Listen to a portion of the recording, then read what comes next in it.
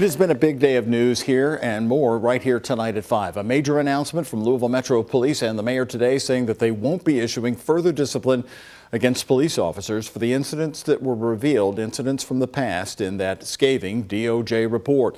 This concludes a more than 2-month review by Louisville Metro Police Chief looking at more than 30 cases that were never formally investigated. Isaiah Kim Martinez and our senior photojournalist Alyssa Newton covered the news conference earlier today. And Isaiah, the city, of course, also released all the body camera footage that were tied to those specific incidents that we really didn't know about until the city pushed to get those details. Sure, Doug, and now it's out in the open. Dozens of hours of body camera video now accessible to the entire public. They're the instances the Department of Justice claims show police depriving people of their constitutional rights. But ultimately, the city determined no additional punishment, and they say there are clear reasons for that. You're looking at newly released body camera video from an LMPD response back in 2019. An officer releasing his canine to attack a teenager in question.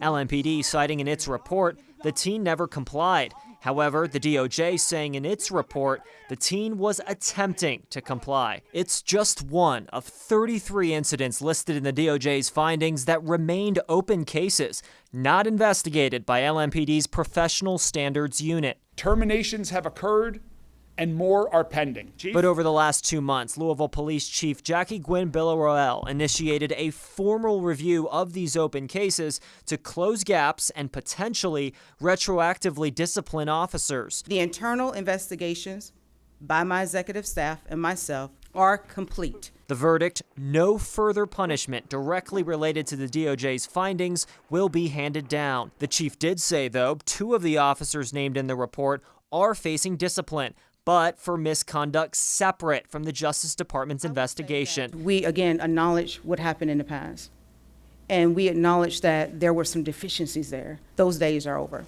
The city telling us each incident was judged based on LMPD's policies at the time, limiting what they can do after the fact. Chief, did you feel pigeonholed at all because of these past policies not being able to potentially issue discipline that you would now if this case happened today? Not so much pigeonhole, but it was highlighted that you can just see that the deficiencies were there. Gwynn Billaroel noted LMPD's standards on use of force, body camera footage, and supervision have improved prior to the DOJ report's release. And in some of a couple of the individuals that actually resigned prior to even a formal investigation being conducted, they would have been terminated by me today. It is a learning process. It is what we're looking at it with a clear vision now.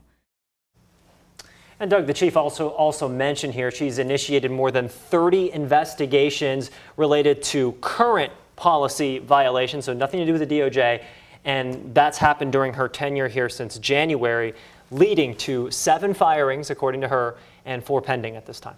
So that's going to tee everything up to these negotiations, which will begin soon on the consent decree, sure, which LMPD will come under the management of here by the federal government. How about the actions that she's taken in the past? 7 officers fired, not tied directly to the DOJ investigation. Does this help in their negotiations? Their whole point is that they want to show that they can self-regulate in a way that they can institute these reforms without being asked by the DOJ. And they've been proud of that. They've said, listen, here are ways we've improved our department even before the report came out.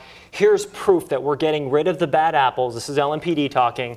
And that way, when they get to the table for the consent decree, they don't feel like they have to give quite as much up to the federal government. And by the way, that consent decree first draft still hasn't been received by the city at this point. So they're still waiting to negotiate. Still hasn't started? Nope. All right. Thank you very much, Isaiah.